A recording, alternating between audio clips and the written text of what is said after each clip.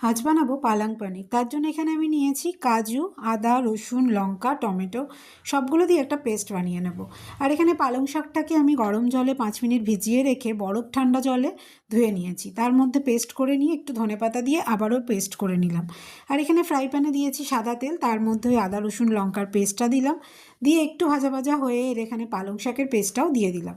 এবার এটাকে একটু ভালো করে কষাতে হবে। তারপর তেল ছেড়ে এলে এটার মধ্যে দিলাম কাজুর পেস্টটা, তারপরে দিলাম স্বাদ মতো নুন, মিষ্টি, ধনে গুঁড়ো, জিরে গুঁড়ো, কাশ্মীরি মির্চ আর গরম মশলা। এই সমস্ত ইনগ্রিডিয়েন্টস দিয়ে এটা ভালো করে একটু কষিয়ে নেব। অয়েলটা যখন সেপারেট হয়ে যাবে তখন এটাকে এর মধ্যে দিয়ে নেড়ে চেড়ে দিয়ে দিলাম এর মধ্যে পনিরটা কিন্তু আমি আগে ভেজে নিইনি, আপনারা চাইলে অবশ্যই সেটা ভেজে নিতে পারেন। তো এটা দিয়ে এর মধ্যে আস্তে আস্তে একটু কষিয়ে নিয়ে দিলাম একদম একটুখানি টক দই। কারণ আমি টক জিনিস সেরকম কিছু দেইনি, সেজন্য একটু বেশি করেই টক দই এটাতে দেবো। আর টক দইটা দিয়ে আঁচটা কিন্তু একদম সিমে করে দিতে হবে, কারণ অনেক সময় টক দইটা ফেটে যাওয়ার চান্স থাকে। তো এটা দিয়েও নাড়াচাড়া করে যখন তেল বেরিয়ে এসেছে তখন আমি লাস্ট যেটা অ্যাড করব সেটা হচ্ছে ফ্রেশ ক্রিম। এটাই কিন্তু এই পালং পনিরের টেস্টটাকে দারুণ বানিয়ে দেয়। তো ক্রিমটা দিয়ে আর বেশি নাড়াচাড়া করব না, অল্প একটু নাড়াচাড়া করে মিক্সড করে এটা আমি নামিয়ে নেবো। একদম তৈরি। এটা কিন্তু ভাত, রুটি, ফ্রাইড রাইসের সঙ্গে দারুণ লাগবে, অবশ্যই একবার ট্রাই করবেন।